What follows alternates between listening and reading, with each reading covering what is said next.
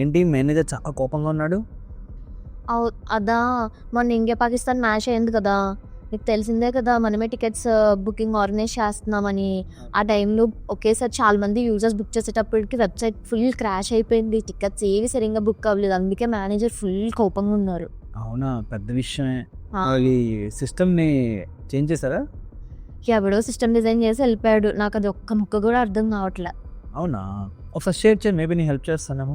అవునా, ఇప్పుడే షేర్ చేస్తున్నాను, చూడు చూడు చేసా. సో ఇక్కడ ఒకసారి పార్ట్ వైజ్గా ఒకసారి అర్థం చేసుకుందాం. అసలు ఫస్ట్ మన సిస్టమ్ ఏ చేయడానికి ట్రై చేస్తుందంటే, ఒక స్టేడియంలో ఒక లెట్స్ ఒక 10K టికెట్స్ ఉన్నాయి. ఆ 10K టికెట్స్ని బుక్ చేయడానికి మనం ఇక్కడ ట్రై చేస్తున్నాం. టికెట్స్లో వేరేగా ఏం లేవు, అన్ని టికెట్స్ ఒకేలా ఉన్నాయి.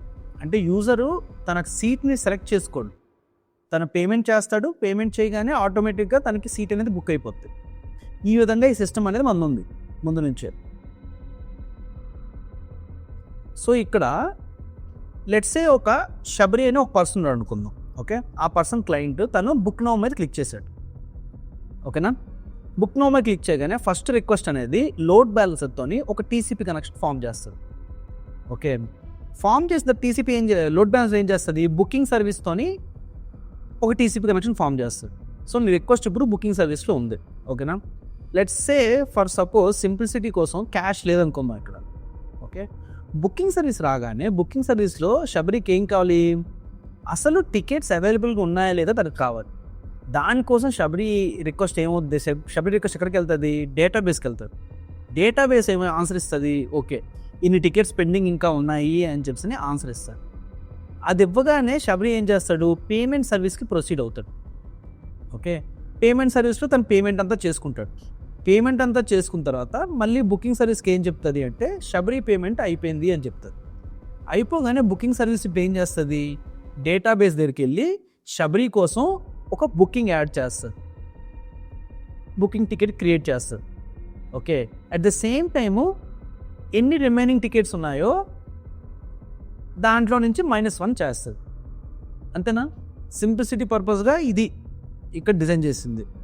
ఇప్పుడు మీ వాడు ఏం చేశాడు అంటే, ఇక్కడ ఒక క్యాష్ యాడ్ చేసావు. ఓకే, క్యాష్ ఎందుకు యాడ్ చేశారు, ఎందుకు అంటే ఎవరైనా బుకింగ్ సర్వీస్లోకి వచ్చి టికెట్స్ ఉన్నాయా లేదా అనే క్వశ్చన్కి ఆన్సరు డేటాబేస్ ఇస్తుంది. ఇంతవరకు క్యాష్ యాడ్ చేయడం వల్ల ఏంటి అంటే, సేమ్ డేటా క్యాష్లో కూడా పెట్టుకున్నాడు. ఏంటి, match tickets left. Okay, match tickets left అనే డేటాని క్యాష్లో పెట్టుకున్నాడు. సో ఇప్పుడు ఎవరైనా వచ్చి టికెట్స్ ఉన్నాయా లేదా అనే క్వశ్చన్కి ఆన్సరు డైరెక్ట్గా క్యాష్ ఇస్తుంది అనమాట. క్యాష్ ఇచ్చిన తర్వాత తను డైరెక్ట్గా పేమెంట్ సర్వీస్ దగ్గరికి వెళ్ళి పేమెంట్ చేసుకొచ్చి మళ్ళీ క్యాష్లో అప్డేట్ చేస్తారు. నీకు అర్థమవుతుందా, ఇక్కడ ఏమవుతుందంటే ఒక పర్సన్ వస్తాడు, బుకింగ్ సర్వీస్లోకి రాగానే తను క్యాష్ కడుగుతాడు, ఎన్ని టికెట్స్ ఉన్నాయి అని చెప్తాను. క్యాష్ ఏమో లెట్సే ఒక 40 టికెట్స్ ఉన్నాయి అని చెప్తాడు. అప్పుడు తను పేమెంట్ సర్వీస్కి వెళ్తాడు. ఓకే, పేమెంట్ సర్వీస్కి వెళ్ళిన తర్వాత పేమెంట్ సర్వీస్ నుంచి పేమెంట్ అయిపోయిన తర్వాత మళ్ళీ తిరిగి వస్తాడు. ఇప్పుడు ఏంటి, యూజరు బుకింగ్ సర్వీస్లో ఉన్నాడు, యూజర్ రిక్వెస్ట్, నా ఉద్దేశం యూజర్ రిక్వెస్ట్ బుకింగ్ సర్వీస్లో ఉంది, పేమెంట్ అనేది అయిపోయింది. అయిపోగానే ఫస్ట్ క్యాష్లోకి వెళ్ళి అప్డేట్ అవుతుంది, ఏమని 39 టికెట్స్ పెండింగ్ ఉన్నాయి అని చెప్పారు. దాని తర్వాత క్యాష్లో అప్డేట్ అయినంత మాత్రం పని అవ్వదు కదా, ఎందుకంటే క్యాష్ అనేది టెంపరీ పర్పస్ కోసం, అల్టిమేట్గా డేటాబేస్కి స్టోర్ అవ్వాలి. సో దాని తర్వాత డేటాబేస్కి వెళ్తుంది. ఓకే, డేటాబేస్కి వెళ్ళి అక్కడ కూడా స్టోర్ చేస్తాం అంటే 39 టికెట్స్ పెండింగ్ ఉన్నాయి అని చెప్పాను. At the same time booking ticket, కొత్త బుకింగ్ టికెట్ యాడ్ చేస్తాం. ఎంతవరకు క్లారిటీ ఉందా? మనం డేటాబేస్లో 2 ఎంట్రీస్ మారుస్తున్నాం. ఒకటి ఎన్ని టికెట్స్ పెండింగ్ ఉన్నాయని చెప్పని ప్రతి యూజర్ బుక్ అవ్వగానే ఒక కొత్త టికెట్ యాడ్ చేస్తున్నాం. అట్ ద సేమ్ టైము క్యాష్లో కూడా అప్డేట్ చేస్తున్నాం, ఎన్ని టికెట్స్ పెండింగ్ ఉన్నాయి అని చెప్పాను. సో ఈ క్యాష్ పెట్టడం వల్ల బెనిఫిట్ ఏంటి అంటే, ప్రతిసారి నువ్వు డేటాబేస్కి వెళ్ళి అడగాల్సిన అవసరం లేదు, ఎన్ని టికెట్స్ పెండింగ్ ఉన్నాయని చెప్పాను. దానివల్ల చాలామంది చాలా ప్రెజర్ తీసుకుంటారు, ట్రాఫిక్ ప్రెజర్ డేటాబేస్ లేకుండా. రెండో బెనిఫిట్ ఏంటి అంటే, నువ్వు ప్రతిసారి చెక్ చేస్తున్నావు ఎన్ని టికెట్స్ ఉన్నాయి అని చెప్పాను. ఓకేనా, సో దానికి అర్థం ఏంటి, 10,000 టికెట్లు అయిపోగానే లెట్స్ మనం ఓవరాల్ టికెట్స్ 10K టికెట్స్ అనుకో, 10K టికెట్స్ అయిపోగానే సిస్టమ్ మిగతా వాళ్ళందరికీ ఎర్ర త్రో చేస్తుంది. అంతే కదా, ఏమని, బాబు నా దగ్గర టికెట్స్ అయిపోయి అని చెప్పని బుకింగ్ సర్వీస్ అనేది ఎర్ర త్రో చేస్తుంది. సేమ్ ఎర్రర్ యూజర్ కూడా చెప్తాం. ఓకే, ఇది ఒక సింగిల్ యూజర్ మీ సిస్టమ్ని వాడితే ఎలా ఉంటుందో అనేది మీ వాడికి ఎక్స్ప్లెయిన్ చేశాను, మీ వాడు డిజైన్ చేసిన ప్రకారం ఎక్స్ప్లెయిన్ చేశాను. ఇప్పుడు మల్టీ యూజర్ చూద్దాం. అంటే ఒక ఇద్దరు యూజర్స్, ఎందుకంటే ఇప్పుడు 10K యూజర్స్ అన్నప్పుడు 10K యూజర్స్ ఎంత ఒక దగ్గరగా ఒక 2-3 మినిట్స్లో మొదటి టికెట్స్ బుక్ చేస్తారు, 5 మినిట్స్ మ్యాక్స్ అనుకుందాం. సో నీ సిస్టమ్ అనేది కంకరెంట్ యూజర్స్ని హ్యాండిల్ చేయగలగాలి. అసలు కంకరెంట్ యూజర్స్ని వచ్చినప్పుడు అసలు నీ సిస్టమ్ ఎలా డీల్ అవుతుందో సార్ చూద్దాం. ఇప్పుడు డేటా మొత్తం డిలీట్ చేశాను. ఓకే, ఇప్పుడు లెట్సే మొత్తం క్లీనప్ చేశాను. ఇప్పుడు లెట్సే షబ్రి అని ఒకరు ఉన్నారు, at the same time Josna అని ఇంకొకరు ఉన్నారు. ఓకే, ఇద్దరు ఒకేసారి రిక్వెస్ట్ చేస్తున్నారు. ఓకే, ఇద్దరు ఒకేసారి Booking.com దగ్గరికి వెళ్తారు, బుకింగ్ సర్వీస్కి వెళ్తారు. బుకింగ్ సర్వీస్ నుంచి క్యాష్కి వెళ్తారు. క్యాష్ ఏమని చెప్తుంది, ఇంకా 39 టికెట్స్ ఉన్నాయి అని చెప్తుంది. ఇద్దరికి చెప్తుంది, ఇద్దరికి ఇంకా 39 టికెట్స్ ఉన్నాయి అని చెప్తుంది. ఓకేనా, దాని తర్వాత ఇద్దరు పేమెంట్ సర్వీస్లోకి వెళ్తారు. పేమెంట్ సర్వీస్లో కూడా అయిపోతుంది. దాని తర్వాత పేమెంట్ సర్వీస్ నుంచి మళ్ళీ బుకింగ్ సర్వీస్కి వస్తారు. మళ్ళీ బుకింగ్ సర్వీస్ నుంచి ఇద్దరు ఇప్పుడు పేమెంట్ అయిపోయింది. పేమెంట్ అయిపోగానే ఏమవుతుంది, షబ్రి ఫస్ట్ ఏమో 38లా చేంజ్ చేస్తాడు, దాని తర్వాత జోస్నా ఏమో 37లా చేంజ్ చేస్తాడు. ఎందుకంటే ఇక్కడ మనం రెడీస్ క్యాష్ వాడుతున్నాం. రెడీస్ క్యాష్ అనేది ఒకేసారి మల్టిపుల్ యూజర్స్ని హ్యాండిల్ చేసే క్యాపబిలిటీ దాంట్లో ఉంటుంది. ఎందుకంటే రెడీస్ అనేది single thread. So first Shabri వెళ్తాడు, వెళ్ళి క్యాష్లోకి వెళ్ళి 39 నుంచి 38 చేస్తాడు. నెక్స్ట్ జోస్నా క్యాష్లోకి వెళ్తుంది, 38 నుంచి 37 చేస్తాడు. రెడీస్లో హ్యాండిల్ చేయడం ఈజీ, ఎందుకంటే రెడీస్ సింగిల్ థ్రెడ్ కాబట్టి. రెడీస్ చాలా మంది యూజర్స్ని ఒకేసారి హ్యాండిల్ చేయగలదు కూడా. ఇది ఓకేనా. నెక్స్ట్ ఇప్పుడు క్యాష్లో చేంజ్ చేయగానే వీళ్ళిద్దరు ఎక్కడికి వెళ్తారు, డేటాబేస్ దగ్గరికి వెళ్తారు. సో ఇద్దరు డేటాబేస్ దగ్గరికి వెళ్తారు. ఇప్పుడు డేటాబేస్లో ఎలా అప్డేట్ చేస్తున్నారు అనేది ఇక్కడ ఇంపార్టెంట్. ఎందుకంటే మీ వాడు ఇక్కడ ఏం వాడుతున్నాడు అంటే ఆప్టిమిస్టిక్ లాకింగ్ వాడుతాడు అన్నమాట. ఓకే, ఆప్టిమిస్టిక్ లాకింగ్ అంటే ఏంటి ఐడియా ఉందా? తెలీదు. నీకు డేటాబేస్లోని ఐసోలేషన్ లెవెల్స్ గుర్తుందా? ఓకే, ఐసోలేషన్ లెవెల్స్ ఉంటాయి. ఏంటి, సీక్వెన్షియల్ అని, రీడ్ కమిటెడ్ అని. ఓకే, ఇలాగా డిఫరెంట్ ఐసోలేషన్ లెవెల్స్ ఉంటాయి. ఈ ఐసోలేషన్ లెవెల్స్ ఎందుకు అంటే ఒకేసారి డేటాబేస్ దగ్గరికి మల్టిపుల్ యూజర్స్ ఒకటే రోన్ చేంజ్ చేద్దామని వస్తే అప్పుడు ఈ ఐసోలేషన్ లెవెల్స్ వాడతారు అన్నమాట. ఓకే, వెరీ సింపుల్గా ఫర్ ఎగ్జాంపుల్ లెట్సే నీ డేటాబేస్ ఇది అనుకుందాం. ఓకే, నీ డేటాబేస్లో ఇప్పుడు ఏ రో చేంజ్ చేయలేదు, ఇండియా పాకిస్తాన్ మ్యాచ్ ఉంది. ఓకే, ఇది అనుకుందాం, ఇండియా పాకిస్తాన్ మ్యాచ్ ఒక రో క్రియేట్ చేసాం, టికెట్స్ ఏమో 40 ఉన్నాయి రిమైనింగ్ అని చేసాం. ఓకే, ఇప్పుడు ఇద్దరు వచ్చారు, షబ్రీను జోస్నా. ఒక సింపుల్ వే ఏంటి, ఫస్ట్ షబ్రి వెళ్ళి క్యాష్లో హ్యాండిల్ చేసిన విధంగానే ఫస్ట్ షబ్రి వెళ్తాడు, వెళ్ళి 40 నుంచి 39 చేసుకుంటాడు. నెక్స్ట్ జోస్నా వెళ్తుంది, 39 నుంచి 38 చేస్తుంది. ఇది సీక్వెన్షియల్ వే అన్నమాట ఐసోలేషన్ లెవెల్స్లో. కానీ ఇలా చేసామనుకో చాలా ఎక్కువ టైం పట్టేస్తుంది. క్యాష్ అంటే చాలా ఫాస్ట్గా ఉంటుంది, కానీ డేటాబేస్ అనేది క్యాష్ అంత ఫాస్ట్గా ఉండదు. సో ఇప్పుడు ఒక 100 యూజర్స్ని అది హ్యాండిల్ చేయాలి అంటే ఒకేసారి ఇలా సీక్వెన్షియల్గానే చాలా టైం పట్టేస్తుంది. సో అందుకు ఏంటంటే ఇక్కడ ఆప్టిమిస్టిక్ లాకింగ్ దాంట్లో ఏమవుద్ది అంటే వర్జన్ అనే కాన్సెప్ట్ వాడుతాం అన్నమాట. ఫస్ట్ 40 ఉంది కదా, 40ని version 1 అని డేటాబేస్ స్టోర్ చేసుకుంటాం. సో డేటాబేస్లో ఒక రో ఉంటుంది, ఏమని India Pakistan match 40 tickets remaining, ఇది version 1 అని స్టోర్ చేసుకుంటారు. ఇప్పుడు ఫస్ట్ షబ్రి రాగానే షబ్రికి ఆ రో ఇచ్చేస్తారు అన్నమాట. షబ్రి దగ్గర ఇప్పుడు version 1 రో ఉంటుంది, 40 టికెట్స్ ఉన్నాయి అని చెప్తారు. At the same time Josna కూడా వస్తుంది కదా, జోస్నాకు కూడా ఇచ్చేస్తుంది అనమాట. version 1 40 టికెట్స్ ఉన్నాయి అని చెప్తారు. ఓకే, ఇప్పుడు ఇద్దరు వాళ్ళకి చేయాల్సిన థింగ్స్ ఏవో చేస్తారు. చేసిన తర్వాత షబ్రి ఫస్ట్ వెళ్ళి అప్డేట్ చేస్తాడు, ఏమని, నా పని అయిపోయింది, సో నాకు 49 నుంచి 39 40 నుంచి 39 చెయ్యు అని చెప్పి నేను చేస్తాను అనమాట. సో డేటాబేస్ అనేది ఓకే 39 చేసేస్తుంది. 39 చేసి దీన్ని version 2లో మారుస్తుంది అనమాట. ప్రతి అప్డేట్కు ఒక వర్జన్ ఇంక్రీజ్ చేస్తుంది. ఇప్పుడు జోస్నా వస్తుంది, జోష్న వచ్చి నాకు కూడా 40 నుంచి 39 చెయ్యాలి అని చెప్తుంది, అంతే కదా. జోష్న వచ్చే టైంకి జోష్నకి ఏ వర్జన్ ఇచ్చాను నేను? వర్జన్ 1 ఇచ్చాను. కానీ ఇక్కడ ఏ వర్జన్ ఉంది? వర్జన్ 2 ఉంది. డేటాబేస్ వర్జన్స్ చెక్ చేసుకుంటుంది అన్నమాట.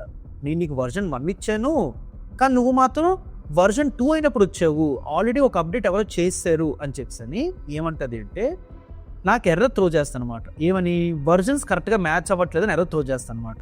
నీకు నన్ను అప్డేట్ చేయాలి అనుకుంటే ఈ కొత్త రో తీసుకొని దాన్ని అప్డేట్ చేసుకో అంటుంది అన్నమాట. సో జోష్న ఏం చేస్తుందంటే దీన్ని డిస్కార్డ్ చేస్తుంది. డిస్కార్డ్ చేసుకొని ఈ కొత్త వర్జన్ని తీసుకుంటుంది మళ్ళీ. ఇప్పుడు వర్జన్ 2 తెచ్చుకుంటుంది. వర్జన్ 2 తెచ్చుకొని 39ని 38 చేసి అప్పుడు మళ్ళీ అప్డేట్ చేసుకుంటుంది అన్నమాట. సో ఒకేసారి ఇద్దరు యూజర్స్ ఒకటే అప్డేట్ చేయాలి అంటే ఈ విధంగా వస్తుంది. ఇప్పుడు జోష్న ఫస్ట్ టైం వర్జన్ 1 తెలుతుంది కదా, అప్పుడు డేటాబేస్ అనేది ఆప్టమిస్టిక్ లాకింగ్ ఎక్సెప్షన్ త్రో చేస్తుంది అనమాట. సో ఇప్పుడు ఇద్దరు ఉంటున్నప్పుడు ఎంత కాంప్లెక్సిటీ ఇది ఉన్నప్పుడు ఒకేసారి డేటాబేస్లో 100 పీపుల్ ఒకటే రోని అప్డేట్ చేయాలంటే ఎంత ప్రెషర్ పడవచ్చు. అవును. సో మీ ఓడి చేసిన ప్రాబ్లం ఏంటి అంటే మీరు ఇండియా పాకిస్తాన్ మ్యాచ్ అని కోసం మీరు ఎక్కువ సర్వర్స్ పెట్టారు. బుకింగ్ సర్వీస్ కోసం చాలా ఎక్కువ సర్వర్స్ పెట్టారు, పేమెంట్ సర్వీస్ కోసం చాలా ఎక్కువ సర్వర్స్ పెట్టారు. సో ఎక్కువ సర్వర్స్ పెట్టడం వల్ల ఏంటి, ఎక్కువ యూజర్స్తో అది హ్యాండిల్ చేయగలదు. కాకపోతే అన్ని సర్వర్లు ఒకటే డేటాబేస్ కనెక్టే ఉంది. అవును. సో ఇక్కడ బాటిల్ నెక్ అనేది డేటాబేస్లో ఉంది. ఇప్పుడు నువ్వు ఎలా చేసావు అంటే ఈ డేటాబేస్కి ఇటువైపు ఒక 100 సర్వర్లు పెట్టావు.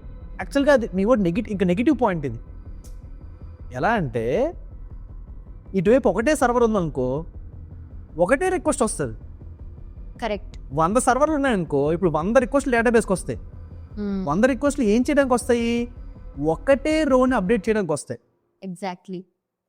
ఒకటే రోని అప్డేట్ చేయడానికి ఎప్పుడైనా అంతమంది వస్తే చాలా కష్టం వద్దనమాట. సిస్టమ్స్ అనేవి చాలా కష్టం పడతాయి. సో అందుకు నీ డేటాబేస్ అనేది ఈ 100 మంది అప్డేట్ చేస్తూ ఉన్నామని డేటాబేస్ అనేది ఫుల్గా డౌన్ అయిపోయింది అనమాట. మరి దీనికి సొల్యూషన్ లేదా? ఉన్నాయి. కపుల్ ఆఫ్ థింగ్స్ మనం దీన్ని హ్యాండిల్ చేయొచ్చు. ఓకే, ఫస్ట్ థింగ్ ఏంటి అంటే నువ్వు ఎప్పుడైనా ట్రాఫిక్స్తో మనం డీల్ చేస్తున్నప్పుడు మనకి ఈజీ ఎనాలజీ ఏంటి అంటే నీకు తిరుపతి ఐడియా ఉందా? తిరుపతిలో కొన్ని లక్షల మంది వస్తారు. లక్షల మంది ఒకేసారి గర్భగుడిలోకి వెళ్తారా? లేదు, వెళ్ళరు. ఎందుకు అలా వెళ్ళరు? అక్కడ సరిపోదు కాబట్టి వాళ్ళు అక్కడ ఏం చేస్తారంటే పీపుల్ని కాన్స్టెంట్గా కొన్ని ఫిల్టర్ చేస్తారన్నమాట. ఫస్ట్ ఒక గేట్ పెడతారు, ఆ గేట్ దాటి 10,000 మంది రావాలి అంటారు. నెక్స్ట్ ఇంకో గేట్ పెడతారు, ఆ గేట్ దాటి 1000 మంది రావాలి అంటారు. నెక్స్ట్ ఇంకో గేట్ పెడతారు, ఆ గేట్ దాటి 1000 మంది గర్భగుడిలోకి వెళ్ళాలి అంటారు. నువ్వు అబ్జర్వ్ చేస్తే హోల్ ట్రాఫిక్ని మల్టిపుల్ గేట్స్ పెట్టి ఫిల్టర్ చేస్తున్నారు అన్నమాట. సో దట్ కంట్రోల్డ్గా యూజర్స్ అందరూ లోపలికి వెళ్ళొచ్చు అని చెప్పాను. అంతే కదా మనకి వెయిటింగ్ రూమ్స్ కానీ ఇవన్నీ కాన్సెప్ట్స్ అక్కడ నుంచి వచ్చాయి. ఎందుకంటే చాలా ఎక్కువ ట్రాఫిక్ని కంట్రోల్ చేసి పంపిస్తున్నారు లోపలికి. సిమిలర్ థింగ్ మనం చేయాలి. ఇక్కడ మనం చేసిన మిస్టేక్ ఏంటి అంటే అందరినీ డేటాబేస్ మీదకి వదిలేస్తున్నాం మనం. చిన్న కంట్రోల్ పెట్టారు, క్యాష్ అనేది చిన్న కంట్రోల్ పెట్టారు కానీ బట్ స్టిల్ రైట్స్ అని డేటాబేస్లో అవుతున్నాయి అల్టిమేట్గా రైట్స్ అని డేటాబేస్లో అవుతున్నాయి కదా. సో మనం కూడా ఏంటంటే కంట్రోల్ చేస్తూ ఉండాలన్నమాట. ఓకే, ఫస్ట్ మిస్టేక్ ఏంటి అంటే too much load on database. Okay, database మీద టూ మచ్ లోడ్ అయిపోయింది. సో దీన్ని ఎలా సాల్వ్ చేయాలి? నీ దగ్గర ఐడియా ఉందా? ఎక్కువ డేటాబేసెస్ యూజ్ చేయొచ్చు కదా. ఎక్కువ సేమ్ రోనే మల్టిపుల్. ఇప్పుడు ఎక్కువ డేటాబేస్ యూజ్ చేయాలి అని అనుకున్నాం అనుకో, అదే డేటాని మల్టిపుల్ దగ్గర మళ్ళీ అప్డేట్ చేసుకుంటూ ఉండాలి. Correct problem. కాకపోతే నువ్వు చెప్పిన ప్రకారం ఎక్కువ డేటాబేస్ కాకుండా ఇక్కడ వన్ ఆఫ్ ద ప్రాబ్లం ఏంటి అంటే ఒకటే రోని చాలా మంది అప్డేట్ చేస్తున్నారు 10K సీట్స్ కోసం. మనం ఏం చేస్తామంటే తెలివిగాను జనరల్గా చేసి ఉండాలి ఈ పాటికే 10K సీట్స్ని సెక్షన్స్లో డివైడ్ చేస్తాం అన్నమాట. ఓకే, లెట్స్ ఒక 100 సెక్షన్స్లో డివైడ్ చేశాను. దీన్ని స్టాండ్స్ అంటారు స్టేడియంస్లో కూడా. ఓకే, ప్రతి స్టాండ్కిను కొన్ని టికెట్స్ ఉంటాయి, ఒక 100 టికెట్స్ ఉంటాయి. ఓకే, ఇప్పుడు నువ్వు అబ్జర్వ్ చేస్తే మనం ఏం చేస్తున్నాం అంటే ఒక రో కాకుండా 100 రోలు క్రియేట్ చేసాం మనం. ఇప్పుడు అర్థవుతుందా? డేటాబేస్లోని మనం ఒక రో క్రియేట్ చేయలేదు, 100 రోలు క్రియేట్ చేసాం. ఇప్పుడు లోడ్ అంతాను డిస్ట్రిబ్యూట్ అవుతుంది. కొంతమంది ఈ రోకి వెళ్తారు, కొంతమంది ఈ రోకి వెళ్తారు, కొంతమంది ఈ రోకి వెళ్తారు. ముందు 10,000 మంది ఒకటే రోకి వెళ్తే ఇప్పుడు 10,000 మంది 100 డిఫరెంట్ రోస్కి వెళ్తారన్నమాట. అంతే కదా. ఎందుకు? ఇది స్టాండ్ 1 ఇది స్టాండ్ 2 ఇది, అలాగే స్టాండ్ 100 వరకు. అదవుతుందా? ఇలా స్టాండ్స్గా సెపరేట్ చేయడం వల్ల లోడ్ అనేది అంతే కదా. ఒకటి స్టాండ్ 1లో టికెట్స్ కావాలి, ఇంకోటి స్టాండ్ 2లో టికెట్స్ కావాలి, ఇంకోటి స్టాండ్ 2లో టికెట్స్ అలొకేట్ చేస్తాం. సో మనం అలొకేషన్ మార్చేస్తాం కాబట్టి ఒక్కొక్కడు ఒక్కో స్టాండ్కి వెళ్తాడు. దాని ప్రకారం దీన్నే మన డేటాబేస్ కూడా షార్టింగ్ అనే చిన్నది అనొచ్చు అనమాట. ఓకే. షార్టింగ్ అనేది ఏంటి అంటే నువ్వు లోడ్ అనేది ఒకటే దగ్గర పెట్టకుండా దాన్ని బ్రేక్ డౌన్ చేసి డిఫరెంట్ దగ్గరికి లోడ్ పట్టుకెళ్ళు. సో ఒకేసారి ఇప్పుడు సిస్టమ్ అనేది అంతమంది హ్యాండిల్ చేయగలరు. ఇది ఫస్ట్ సొల్యూషన్. బట్ స్టిల్ నువ్వు అబ్జర్వ్ చేస్తే ఒక స్టాండ్కి కూడాను ఒకేసారి 100 మంది అలా వస్తారు. Still it's like A pressure on database. ఇంకో బెటర్ వే ఏంటి అంటే మీ వాడు క్యాష్లోని రీడ్స్ పెడుతున్నాడు. ఓకే, రైట్స్ చేస్తున్నప్పుడు క్యాష్లోని ఓన్లీ టికెట్స్ ఎన్ని లెఫ్ట్ మాత్రమే రైట్ చేస్తున్నాడు. ఈ బుకింగ్ టికెట్ ఇవన్నీ రైట్ చేయట్లేదు. నేనేం చెప్తానంటే అసలు డేటాబేస్ మీద ఇమీడియట్ రైట్స్ పెట్టుకోవద్దు. ఇప్పుడు ఏం చేస్తున్నాం అంటే ఒక బుకింగ్ రాగానే మనం పేమెంట్ నుంచి సక్సెస్ రాగానే క్యాష్లో అప్డేట్ చేసేస్తున్నాము, దాని తర్వాత డేటాబేస్లో అప్డేట్ చేస్తున్నాము, దాని తర్వాత యూజర్కి సక్సెస్ రెస్పాన్స్ ఇస్తున్నాం. సో ఇమీడియట్గా మనం డేటాబేస్ మీద రైట్ చేస్తున్నాం. సో నేనేమంటానంటే అలా చేయొద్దు. డేటాబేస్ మీద ఇమీడియట్ రైట్స్ చేయొద్దు, మొత్తం క్యాష్ మీద డిపెండ్ అవ్వు. అంటే ఏం చేస్తామంటే క్యాష్లోని బుకింగ్ అయిపోగానే బుకింగ్ డేటా కూడా స్టోర్ చేసేది. ఏ కస్టమర్కి బుక్ అయ్యింది అని డేటా కూడా స్టోర్ చేసి అట్ ద సేమ్ టైము ఎన్ని సీట్స్ రిమైనింగ్ కూడా స్టోర్ చేసాయి. సో నీ క్యాష్ అనేది ఒక ఇమీడియట్ డేటాబేస్ లాంటిది అనమాట. నువ్వు డేటాబేస్ దగ్గరికి అసలు వెళ్ళవు. ఓకేనా. కాకపోతే ఇప్పుడు ప్రాబ్లం ఏంటి, ఓన్లీ క్యాష్. ఇప్పుడు ఎవరైనా వచ్చారనుకో, ఎవరైనా వస్తే క్యాష్లో చెక్ చేస్తారు, ఎన్ని సీట్స్ ఉన్నాయో తెలిసిపోద్ది.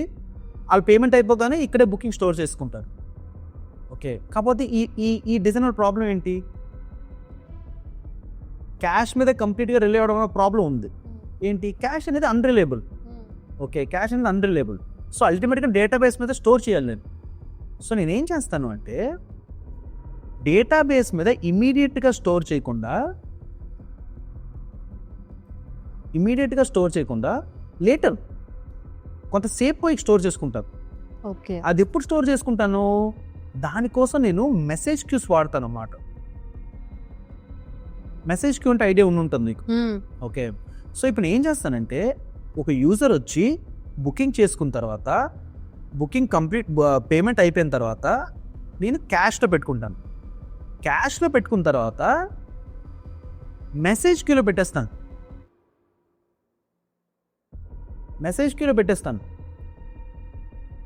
అదవుతుందా? మెసేజ్ క్యూలో ఏం పెట్టేస్తాను, ఈ బుకింగ్ అనేది అయిపోయింది అని చెప్తాను అన్నమాట. ఓకే. ఇప్పుడు మెసేజ్ క్యూని ఎవరు రీడ్ చేస్తారు, డేటాబేస్ రీడ్ చేస్తారు. ఓకే.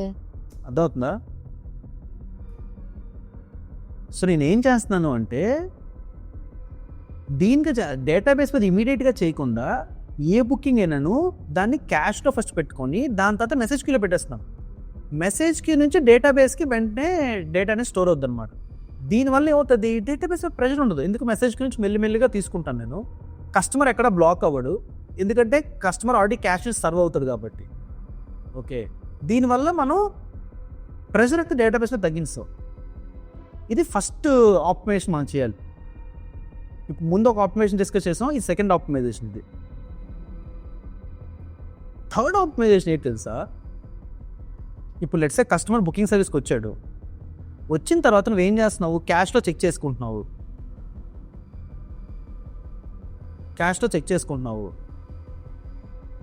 ఏంటి, ఎన్ని టికెట్స్ పెండింగ్ ఉన్నాయి అని చెప్పని.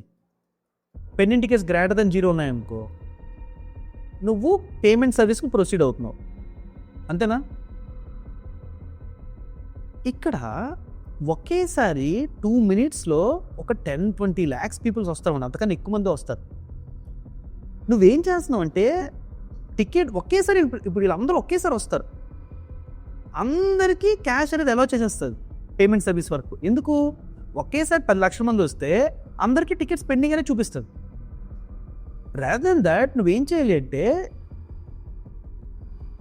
ఒక పర్సన్ రాగానే రిజర్వేషన్ అని సంథింగ్ కాన్సెప్ట్ పెట్టుకో, రిజర్వ్ అని. ఒక పర్సన్ రాగానే రిజర్వ్ +1. టోటల్ రిజర్వేషన్స్ ఎంత చేయొచ్చు మ్యాక్సిమం లెట్స్ ఒక 30 టికెట్స్ ఉంటే 30 రిజర్వేషన్సే చేయొచ్చు. ఓకే, ఒక పర్సన్ రాగానే రిజర్వేషన్ -1 చేసే చేసి అప్పుడు పేమెంట్లో పంపించాలి. ఓకే, దీనివల్ల ఏమవుతుంది, మ్యాక్సిమం 30 పీపుల్ లోపల రాగలరు, రిజర్వేషన్స్ 0 అయిపోతాయి. కాబట్టి క్యాష్ని పేమెంట్ అయ్యాక అప్డేట్ చేయడం కాకుండా పేమెంట్ అవ్వకముందే క్యాష్ అప్డేట్ చెయ్యి. క్యాష్ అప్డేట్ చేయడం వల్ల ఎక్కువ మంది లోపలికి రాలేరు. ఓకే, ముందు నీ డిజైన్ ప్రకారం 10 lakh పీపుల్ ఒకేసారి యాప్ ఓపెన్ చేస్తే వాళ్ళందరూ పేమెంట్ సర్వీస్ వరకు వెళ్ళిపోతారు. అదొందా చాలా ఎక్కువ లోడ్. ఇప్పుడు ఎన్ని రిజర్వేషన్స్ మనం పెట్టుకుంటే, ఫర్ ఎగ్జాంపుల్ 100 టికెట్స్ ఉన్నాయి, నేను 100 రిజర్వేషన్స్ క్రియేట్ చేసుకున్నాను. రిజర్వేషన్ అంటే అనేది జస్ట్ కౌంటర్, అది అదవుతుందా, reservation just counter. Okay, 100 number పెట్టుకున్నాను, ఇప్పుడు ఒకటి రాగానే -1 చేస్తాను, ఇంకోటి రాగానే -2 చేస్తాను, దాని తర్వాత 100 పీపుల్ లోపలికి వెళ్తారు. అది బెనిఫిట్. ఇది సెకండ్ మిస్టేక్. ఇది థర్డ్ ఆప్టిమైజేషన్. ఇది ఫోర్త్ ఆప్టిమైజేషన్ ఇంకోటి ఉంది, మేబీ మనకి టైం ఎక్కువ పట్టేస్తేమో కానీ. ఫోర్త్ ఆప్టిమైజేషన్ ఏంటి అంటే క్యాష్ దగ్గర వరకు కూడా చాలా మంది వచ్చేస్తున్నారు. అవును, క్యాష్ దగ్గర కూడా. క్యాష్ తర్వాత నువ్వు ఆటోమేషన్ చేసేదని క్యాష్ వరకు కూడా 10 lakh పీపుల్స్ వస్తున్నారు అన్నమాట. దానికోసం వెయిటింగ్ రూమ్ అని ఇంకో కాన్సెప్ట్ ఉంటుంది అన్నమాట. ఓకే, ఆ వెయిటింగ్ రూమ్ ఏంటి అంటే అందరినీ నీ సర్వస్ వరకు తేదన్నమాట. ఓకే, మన తిరుపతి ఎగ్జాంపుల్ లాగా 10 లక్షల మంది వస్తే 1,00,000 మందిని నీ సర్వీస్లోకి అలౌ చేస్తుంది. ఆ 1,00,000 మందిలోని ఆ 1,00,000 మంది క్యాష్ దగ్గరికి వెళ్తే క్యాష్ అనేది కేవలం 10,000 మందిని లోపలికి అలౌ చేస్తుంది. అదవుతుందా? ఆ వెయిటింగ్ రూమ్ అని ఇంకో కాన్సెప్ట్ ఉంటుంది, అది నువ్వు ఒకసారి చదువు, అది ఇంకా ఆటోమేట్ చేస్తుంది అనమాట. సో బేసిక్గా ఈ చేంజెస్ చేస్తే మేబీ కొంచెం సిస్టమ్ బెటర్ అవ్వచ్చు నాకు అనిపిస్తుంది. Okay, I try. అదేలా ట్రై చేయు, ఏమైనా ఇష్యూస్ వచ్చా చెప్పు నాకు. ఓకే.